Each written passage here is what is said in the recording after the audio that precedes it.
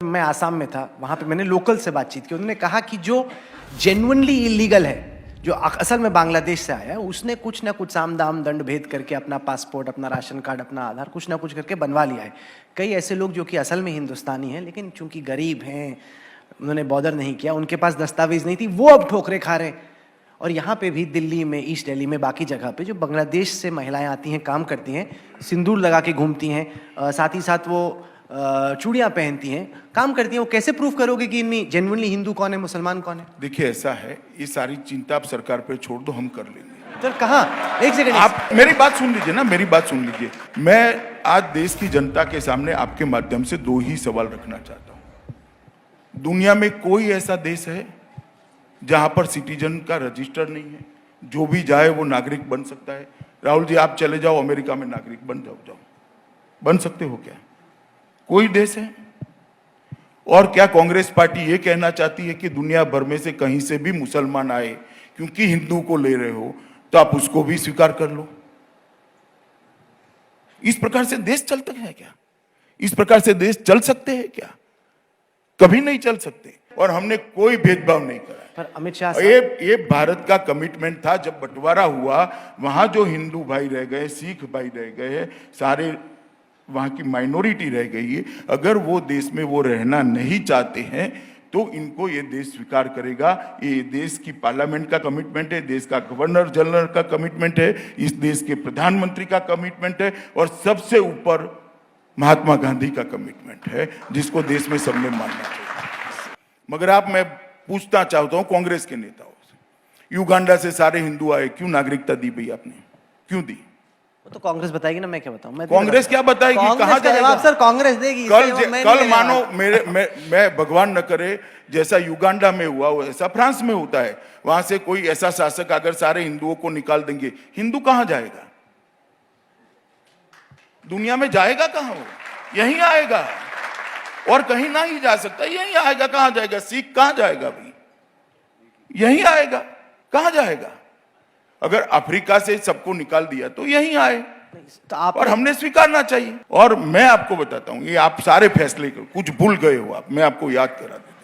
इसमें ट्रिपल तलाक भी जोड़ दो। ये सारे फैसले जिस पर विवाद हो रहा है, मैं आज सारे के फैसलों के बारे में देश की जनता से बात करना, एक एक फैसले की तह में जाना चाहिए, कुछ भी बोलने के पहले, कुछ भी करने के पहले। ट्रिपल तलाक का फैसला भारत की सरकार ने किया, ये सुप्रीम कोर्ट का जजमेंट था। हम मानेंगे या नहीं मानेंगे? देश किस प्रकार से? तो आप कांग्रेस को पहले पूछा आज क्या कि ट्रिपल तलाक का विरोध क्यों नहीं किया? आपको पूछना चाहिए था भाई। सर सरकार में आप बैठे नहीं, मुझे मालूम है कि आजकल नहीं सर। एक मिनट, आप मुझे, मैं आपको एक एक फैसले का जस्टिफिकेशन बताता हूं भैया। ट्रिपल तलाक का सुप्रीम कोर्ट का जजमेंट था, जिसका हमने इंप्लीमेंटेशन किया, और विपक्षी पार्टी इसको भी मुस्लिम तुष्टिकरण का एक्ट मानती है कि वोट बैंक की पॉलिटिक्स होती है। तो सुप्रीम कोर्ट क्या वोट बैंक की पॉलिटिक्स कर रही है? एक हो गया। दूसरा 370 में, जब 370 बनी तब ही सारे कांग्रेस के लीडर ज्यादातर देश की संविधान सभा में थे, इसको कोई डिस्प्यूट नहीं कर सकता। उसको टेम्पररी रखा गया। क्यों टेम्पररी रखा? परमानेंट कर देते तो हटाने का सवाल ही नहीं आता। हटाने का रास्ता 373 में डाला गया। क्यों डाला गया भाई? आपने ही डाला है, आपने ही कहा है। नेहरू जी ने संसद में कहा कि ये घिसते घिसते घिसते घिस जाएगी, तो हमने घिस डाली। इसमें हमने क्या नया किया भाई? आपने ही कहा था कि ये टेम्पररी है। उसके एक मिनट, उसके बाद में अयोध्या में 1994 में कांग्रेस पार्टी एक्ट लेकर आई। एक्ट क्या था? सुप्रीम कोर्ट का जजमेंट जिसके पक्ष में आएगा, हिंदुओं के पक्ष में आएगा तो भूमि हिंदुओं को दे दी जाएगी, मुसलमानों के पक्ष में आएगा तो मुसलमानों को दे दी जाएगी।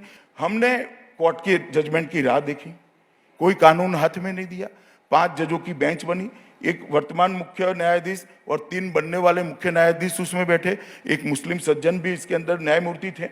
इन सब ने यूनानिमस फैसला कर ये भूमि हिंदुओं को दे दी। अब कांग्रेस के एक्ट का मैं पालन कर रहा हूं तो भी भाई मैं कम्युनल हो गया, तो आपने एक्ट क्यों बनाया है ऐसा? अब सुनो। उसके बाद में सिटीजनशिप अमेंडमेंट बिल, मैंने जैसे कहा कि नेहरू जी ने इसको एग्रीमेंट कर कर कहा था कि हमारा वचन है कि सारों को अगर वहां सुविधा नहीं है, प्रताड़ना भी नहीं लिखा है, नहीं रहना चाहते तो हम स्वीकार करेंगे। कांग्रेस ने बहुत सारे लोगों को ये कहा कि हम स्वीकार करेंगे, हमने स्वीकार कर लिया। उन्होंने कहा तब वो कम्युनल नहीं हुए, हम कह रहे तो हम कम्युनल हो गए। उसके बाद में एनआरसी का कंसेप्ट राजीव गांधी लेकर आए और आज श्रीमती सोनिया गांधी विरोध कर रही। राजीव गांधी लेकर आए तो सेक्युलर था, अब वो जब करते हैं तब वो सेक्युलर है। मैं उनकी बनाई हुई व्यवस्था का इंप्लीमेंटेशन कर रहा हूं तो मैं कम्युनल हूं। मेरी तो समझ में नहीं आया कि हम करें तो क्या करें। अमित शाह जी, ऐसा लग रहा है कि जब से आप गृह मंत्री बने हैं, आप बड़ी जल्दी में बड़े बड़े फैसले आप एक के बाद एक ले रहे हैं। क्या ये हकीकत है?